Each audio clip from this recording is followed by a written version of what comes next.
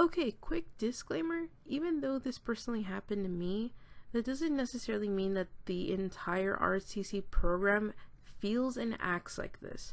This was just my experience with it, and even though it's a bad one overall, the program is pretty solid. So without further ado, this is my story. So the year was 2010, and I was very excited to start going on the bus. Throughout my middle school years, I basically got drove into school, so this was all new to me.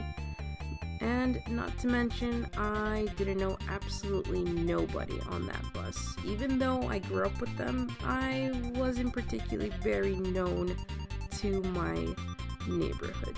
So because of this, I just instantly went to the first seat that I saw that was available, and that so happened to be right next to her. So I sat next to this girl, and she immediately started up a conversation. Hi, my name's Mary.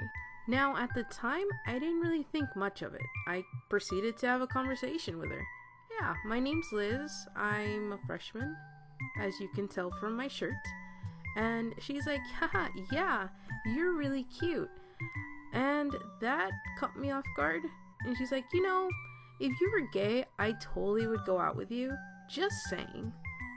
That was uncomfortable into many degrees. And the main reason being because I was closeted. I did not accept who I was at the time. And it surely didn't help that someone so confident about her own sexuality came up and just owned it. I immediately clammed up. Next thing I know, I wasn't talking as much as I was in the beginning. I feel like she caught notice of this and completely changed the subject and started talking about ROTC and basically why she's in there. It was kind of heartwarming.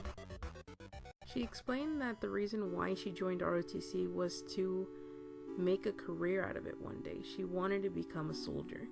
I really thought that was modest, and I told her I also was in ROTC. Not for the same reasons, but I liked the program. She asked me what company I was in. I let her know that I was in Charlie. And ironically, at least from what she had told me, she was in Delta Company, which is a period after my class. I, to this day, kind of don't believe her. Mostly because I never saw her coming in while I was leaving the class. I found that so unsettling, and I immediately took it as a bad sign. And so as soon as that bus stopped, I rushed out of it. Super creeped out. Yeah, after that I didn't really want to go on the bus anymore. Not because of her, but mostly because of her. Everything was relatively quiet. That's until she joined my class. What a coincidence, after I let her know what class I was in, she joins it. Now let me do a quick rundown on how my ROTC ran its leadership. So on the right side, you had the class leaders. Basically, they were in charge of making sure everyone was quiet. Then you had the table leaders, which their jobs was making sure their table was quiet. And then everyone else that was wearing a blue shirt were basically the minions. And we had to do every single thing everyone on top of us told us to do. Which was a bad thing for me because she so happened to end up being my table leader. I don't even know how. There was already someone there. She literally bumped them down, and I was so impressed that she actually pulled it off like nothing. After class, I bumped into one of my friends and I told her what just happened. She instantly was like, you know, you should just leave the class. I mean, it's not like she's gonna follow you again, right? And I told her, no, I don't want to feel like I'm conceited or something, that's the only reason why she moved to my class, because she made it clear from the beginning she wasn't a big fan of her class, so that probably makes sense on why she moved to mine. And she was like, well, your best bet is to just move. So I did. Oh, but lo and behold, guess what happens 1 week later after I move out of the class? Yup, she joins it. Now, I know this is going to be a big statement to say, but I don't really feel conceited at this point. I really feel like she's following me. And just to make matters worse, she moved up in the food chain, where I have to make direct contact with her. So because of this, I had no choice. If we were practicing and she was near me, I had to pay attention to her. She would either wink at me, smile at me from a distance, or literally come up with an excuse to get me to talk to her. And it really bothered me because it seemed like it was a never-ending cycle. It's like no matter which company I jumped to, she would just follow me.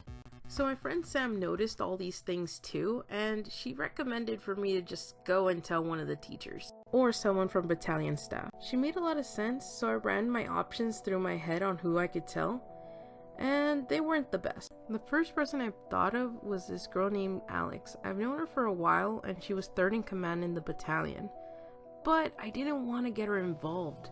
I really thought that I can just settle this by myself without having to deal with it.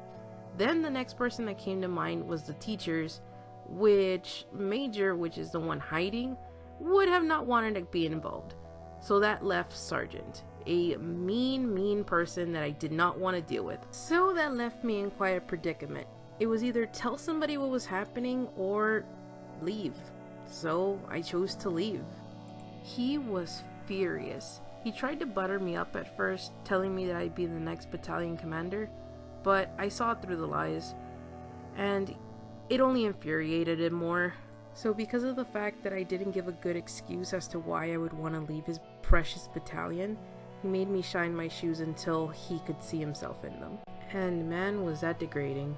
Then Alex walked into the room, totally unsuspiciously, and she tried to have a conversation with me on what was going on. Honestly, looking back now, I should have seen the signs, but at the time, I just wanted to let it all out. I was frustrated. I finally told Alex what was happening. I let her know that Mary had been making me feel uncomfortable for weeks, and she didn't even hesitate. She said that her and other students have felt this way too.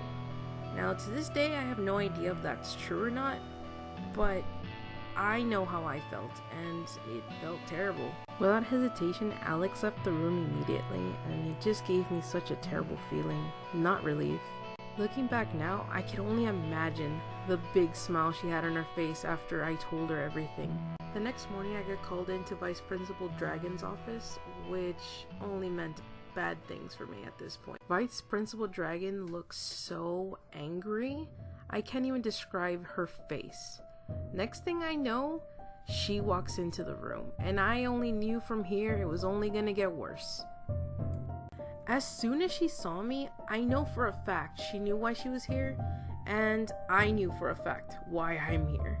Next thing I know, Sergeant barges into the room, screaming and yelling that he will not permit her type of lifestyle inside his classroom any longer. I couldn't believe what this man was saying. It's like he completely disregarded the fact that there was 2 students in there with them, that he completely went overboard and started saying every gay slur he could, and implied that because she was lesbian, that there would be no way for her to ever control herself with the other cadets in there. And so he has no choice, nay, the school has no choice, but to kick her out of the ROTC program. Mary was at the break of tears, and I was so angry at the fact that they used me as a reason to kick her out of the program because of her sexuality. As much as I would love to believe that Alex had the best intentions when she went and told Sergeant what happened, I personally don't feel like that was the case. Whatever ended up being her reasoning, she felt that telling Sergeant was the best decision, then causing him to erupt to Vice Principal Dragon, which only made her want to erupt on me. After he was done with his little tantrum, it was just me, Vice Principal Dragon, and Mary left in the room. Then Vice Principal Dragon started asking Mary very personal questions regarding her life and her status at home, and bringing up that the fact that she came out not too long ago has really affected her and her family in a very depressing way. Mary started answering the questions, but immediately became super emotional. I asked Vice Principal Dragon if it would be okay if I were to just leave at this point. I felt so uncomfortable hearing her emotionally break down through all of this, especially having to talk about what's going on at home. Then Vice Principal Dragon exploded. She immediately accused me of lying and making up the entire story and claiming this was all a conspiracy to find a way to get this poor girl out of the program. I honestly couldn't believe that I was being accused of this, considering I was the only person in this entire story that really didn't want to bring it to anyone's attention. I just wanted it to slowly go away. Then Mary had the audacity to also agree with Vice Principal Dragon that this was an entire conspiracy against her because they didn't want her in the program for being gay. I made it very clear to both of them. I was the only person in this entire story that, even though I had these problems with her, decided not to bring it up or make a scene. I made it clear I wasn't lying. Anything that came out of my mouth that day was completely true. Mary did all those things to me. She made me feel uncomfortable, and I decided to just walk away and not make anything of it. Now, whatever ROTC did after that point is not on me. But they didn't really believe me. But after about 20 minutes of arguing back and forth, I realized I wasn't gonna win. I told Vice Principal Dragon that I lied, and if I can just go back to class now. She agreed and said I'm a terrible person for trying to ruin her life. I personally was just defeated at this point.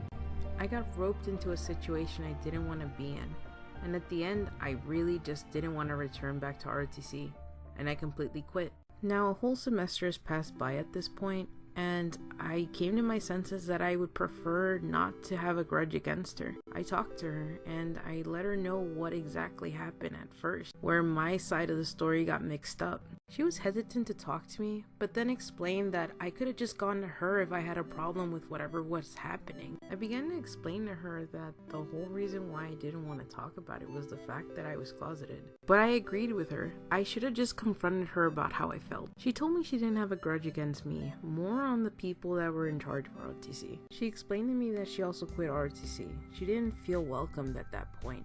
And I told her I know the feeling. She did come with some good news though. She told me that she got a girlfriend. I was pretty happy for her, and I let her know since I quit ROTC I joined Woodshop, and if she wants I'll definitely do something for her for free. She happily agreed and said she would love to have something with her and her girlfriend's name on it. After really talking it over with her, it really opened my perspective on how I should see myself and accept who I am. Because at the end of the day, it doesn't matter on who you love, it's who you are as a person that matters. Hey, thanks for taking the time to actually watch this very crappy video. I know the animation isn't the best, but bear with me, I promise it'll get better soon. At least hopefully. But yeah, I hope you all are having a good day, and hope to see you next time. That was pointless.